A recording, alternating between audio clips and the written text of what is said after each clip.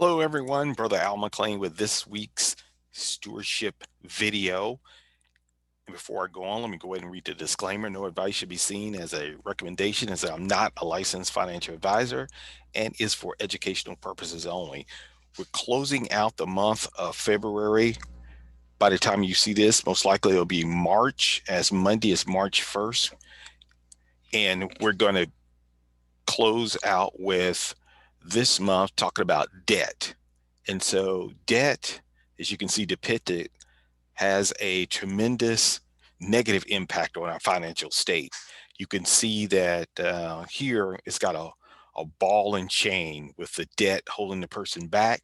And you also can see this hugely inflated word of debt. And that's how it acts on our lives. And God has a lot to say about debt. In fact, it's one of the things that will take us off balance. You can see from reviewing before, we talked about standing firm and doing that by a balance of stewardship and generosity. And one thing that can have us go off balance is debt. And we also review, where are we? Are we the self-absorbed owner, which means we're going to do things our own way, which means we could be following the world's way of debt is encouraged?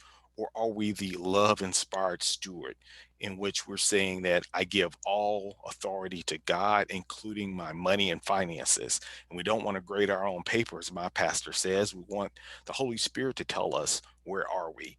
Psalms 139 verse 23, David said, "Search me thoroughly, O God, and know my heart. Test me and know my anxious thoughts." Yes, God admonishes us. While debt's not a sin, there is a warning about it. Romans 13:8 says, "Owe nothing to anyone except to love and seek the best for one another. For he who unselfishly loves his neighbor has fulfilled the law." Proverbs 6, verses 1 through 5 in the New Living Translation gives a strong instruction if someone has signed themselves as security. In other words, you guaranteed someone else's loan. And to paraphrase, it says, save yourself if you place yourself at your friend's mercy, meaning that you put yourself in debt by co-signing. It says, now swallow your pride, go and beg to have your name erased. Don't put it off.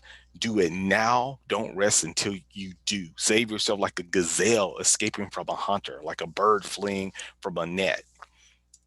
So debt is definitely something we want to avoid. While it's not a sin, it could lead to sin as we do things to pay off that debt, or as we do things that we acquire because of debt. Not only does he admonish us, and I've never looked at it this way until someone pointed out to me, read Proverbs 22, 6 and 7 together. We know Proverbs 26, train up a child in the way he should go. And then Proverbs 22 and 7 says, the rich rules over the poor. But here's the Message Bible putting these two together. Point your kids in the right direction. When they're old, they won't be lost. Here's verse 7, reading with it. The poor are always ruled over by the rich, so don't borrow and put yourself under their power. I think it's telling us here that there's an admonishment and a warning for debt, but we should be teaching our children those financial principles. Deuteronomy 11, verses 18 through 19 says, fix these words of mine in your hearts and minds. Tie them as symbols on your hands and bind them on your foreheads. Teach them to your children, talking about them when you sit at home and when you walk along the road, when you lie down and when you get up. So that's an Old Testament verse speaking of to train your child in the commandments of the Lord. Let them know the principles of the Lord. And that, of course, would include biblical financial principles. So one of the things I want you to do is, if you're in debt, look at what could have caused it. And this is a good method and a good methodology to look at in any part of your financial life. Did I violate a financial principle? Did I violate a financial biblical principle, either knowingly or unknowingly? And here's a picture I've been talking about, Copeland Ministries, meaning Tom Copeland, and you could take his courses. Well, a slide that he showed on a recent course, I thought summarize some key biblical financial principles. And sometimes if we look at the reason why we acquire debt, it could be because we violated some of God's biblical financial principles. Like, for instance, if we use credit cards as our means for taking care of an emergency, like the battery goes dead in your car, well, that could be violating Proverbs 21:20, save for future needs. Or we are looking at the Joneses, we're looking at our friends, or we're looking at our family, and we're saying, oh, I wish I had a nice car like them. Number 4 here is do not covet what others have. Exodus 20:17. Or commercials can aid in this. Oh, you know what?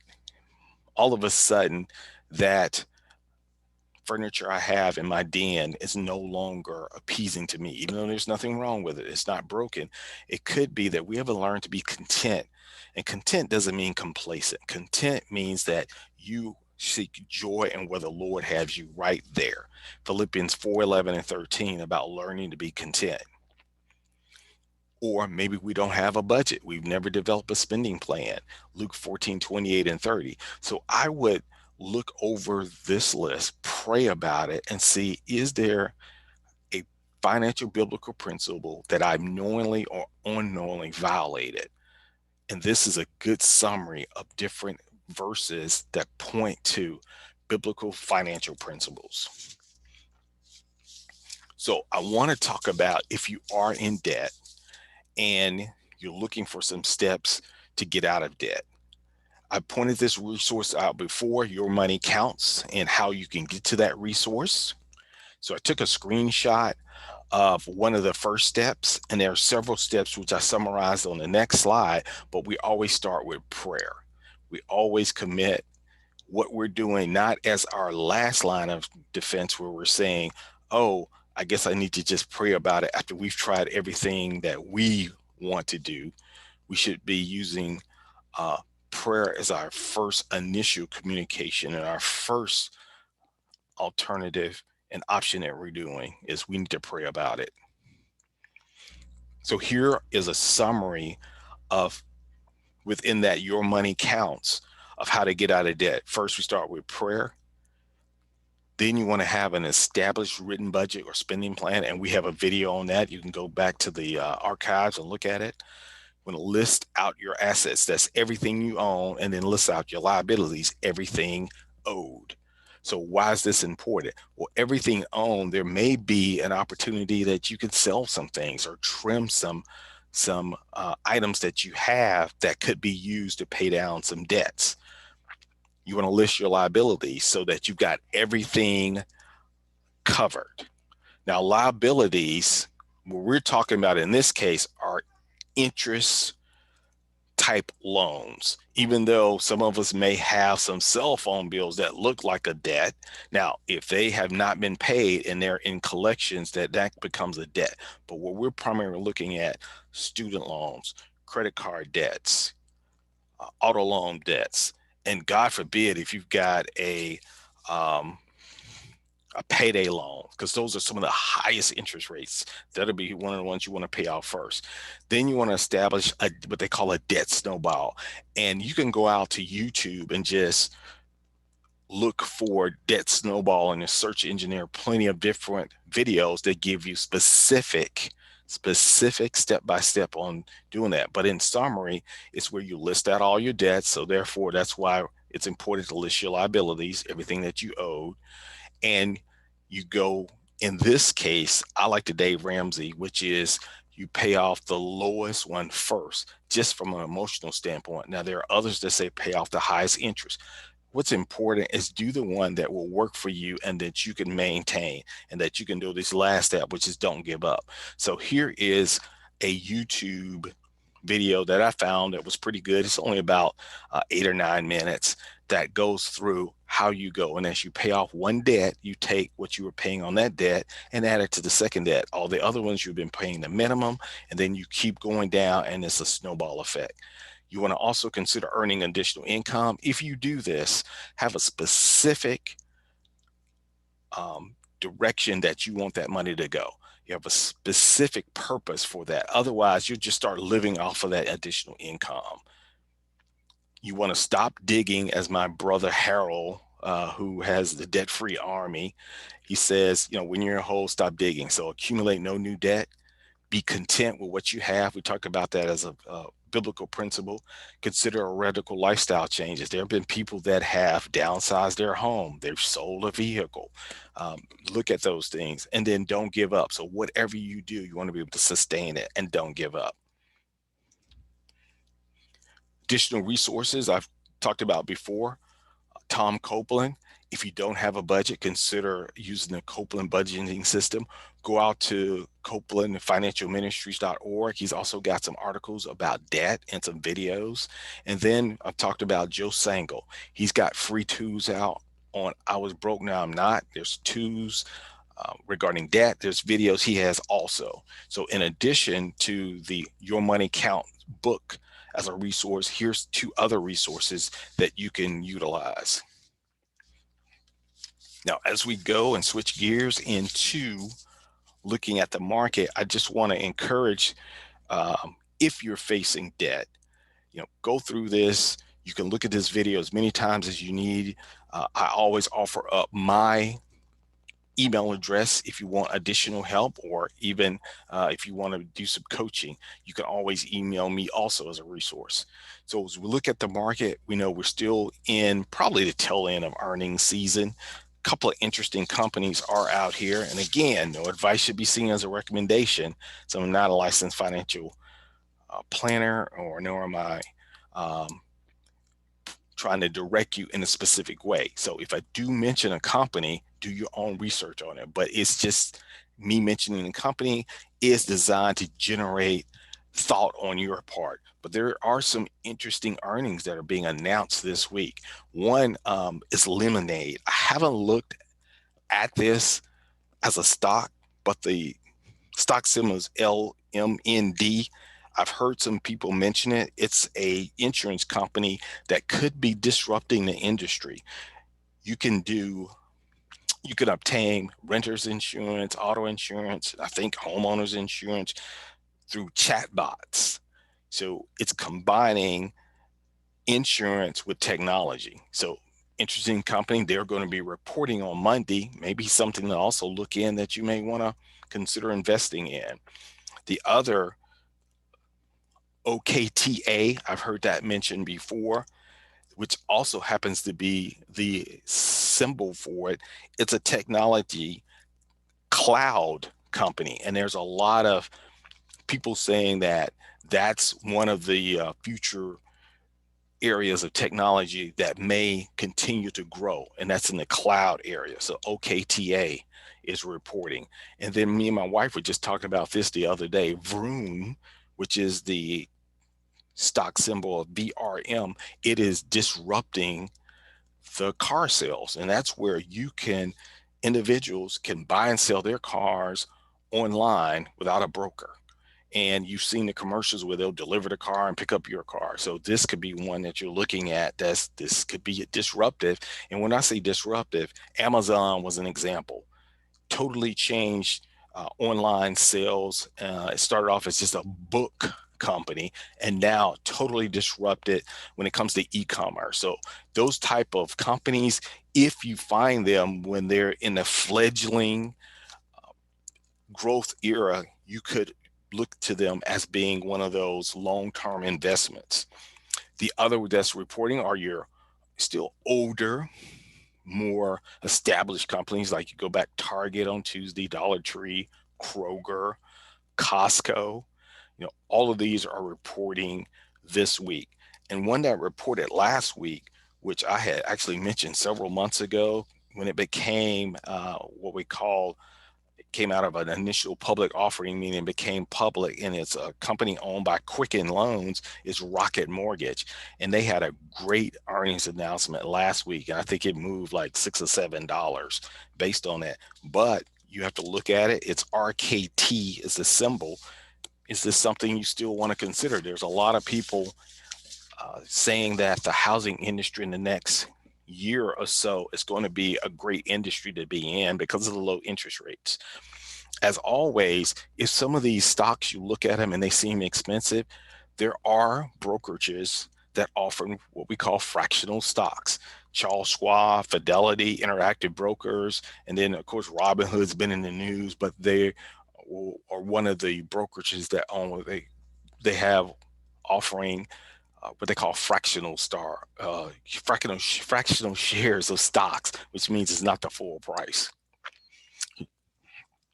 So as I was helping my church last week, because unfortunately we were had a pipe burst, I was driving back home, and one of the things I saw is and the thing about being on lockdown, if you will, was still staying in the home a lot because of COVID, is you don't notice that there's been construction.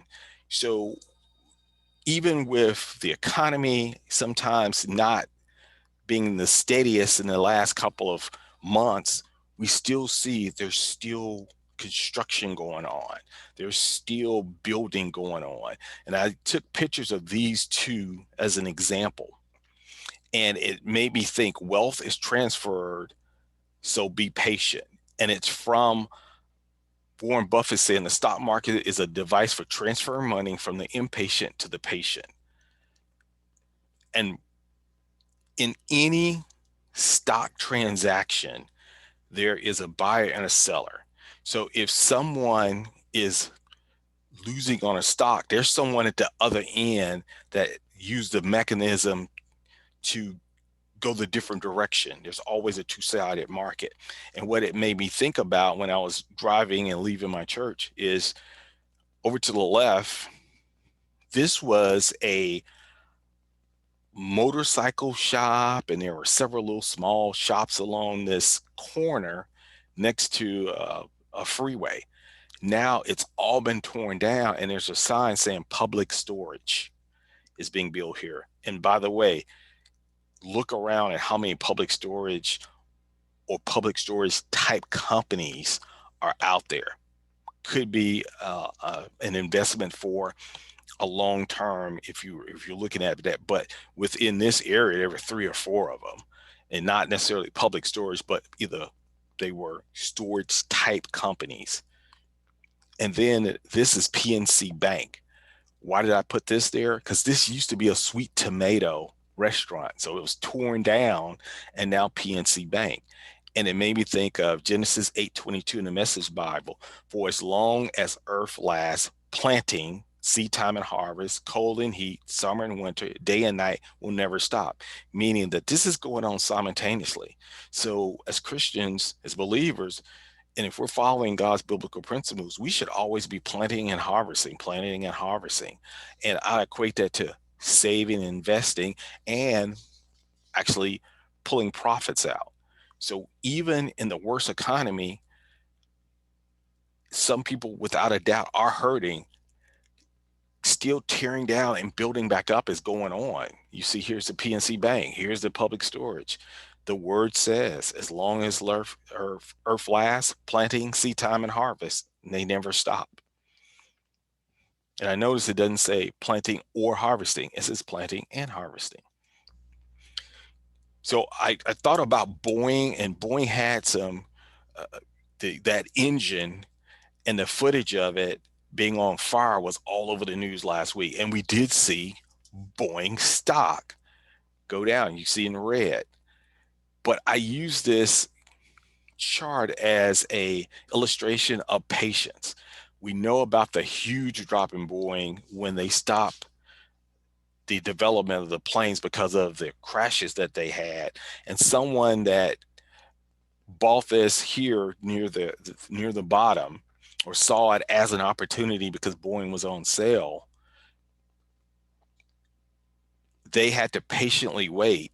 And you see they went through the dips and what I would consider a lot of consolidation here. Eventually went up, down, and then now again, this is forming what I would call support, because it seems like it's heading down into, most likely it either keep going uh, meaning in this kind of channel, or it'll bounce because that's form support. But this is definitely a lesson in patience. And that's what Warren Buffett was saying. The wealth goes to those who are patient. And then the next couple of slides, just for your consideration, again, not recommendations, but a lot of people talking about electric vehicles and them being in the news. NIO is a company that's out there that has been showing some steady increases through the months as the stock continues to go up. Again, this is probably forming support. It had, as a lot of stocks last week, downturn and some selling going on. Just for consideration if you're looking at electric vehicles for the future. And as before, I've mentioned to you Dr. Copper. And copper is one of the commodities that's used to forecast how a market or an economy is going to look. And copper is used because it's utilized in cars or automobiles, transportation, as well as building and construction. And we know copper prices have been steadily going up. Now, all the pipes bursting around the country, that's going to probably cause it to increase again. We did have some sales going on, but for the most part, you can see it's been just steady going up. And then I drew this yellow line here as looking like this is an area of support. So if this continues to go down, it'll probably stop right here and then either just stay here for a while to consolidate or hit back up again. So this is slant HG, which is copper futures. And if you want to play copper and say, hey, let me consider this as an investment, maybe long term, there's a company called Freeport McMoran, and the symbol's FCX. And you can see again, it may be an opportunity because it's come down. And then last, before I go into our last two charts that we always look at, just again, leaving my church last Sunday, I start noticing, and this is on a Sunday, and what I'm showing here, I want you to focus on all the cars. This is on a Sunday. All the cars that are out shopping in this area. It's not necessarily shopping. These are restaurants. And that's what you see. So again, the economy is continuing to open up.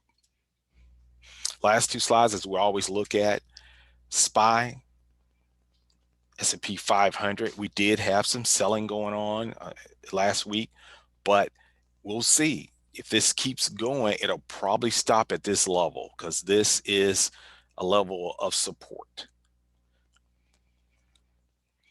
Same thing with QQQ. You can see it's already barely can see that green where it looks like it stopped right at its support, which is probably here. If this doesn't stop here, it could go all the way down to this level, right? And support is just where there's kind of equilibrium between buyers and sellers. Or resistance, same thing, equilibrium. And so it takes additional power to either punch down or punch up, support and resistance. With that, that'll be it for the week. Next week, we'll be closing out on kind of the series that I was doing on breaking down stewardship. We started with what was the definition of stewardship. We went through generosity, creating a budget, talked about debt. Next week, we'll talk about saving and investing. And I started this and showed this a couple of weeks ago about taking the pledge. You can go out to americasavesweek.org. So that'd be a great way to lead into next week's, where we're going to talk about investing and saving. So as always, you can email me if you want, if you have questions or anything that I've mentioned before that I'll be willing to send you. And so until next week, as my pastor always says, remember to keep a good spirit. And I always say, remember that the Lord is owner. He provides everything for us. Everything comes from him. And that's our belief as Christians. But we have the important role of being his manager which is the steward.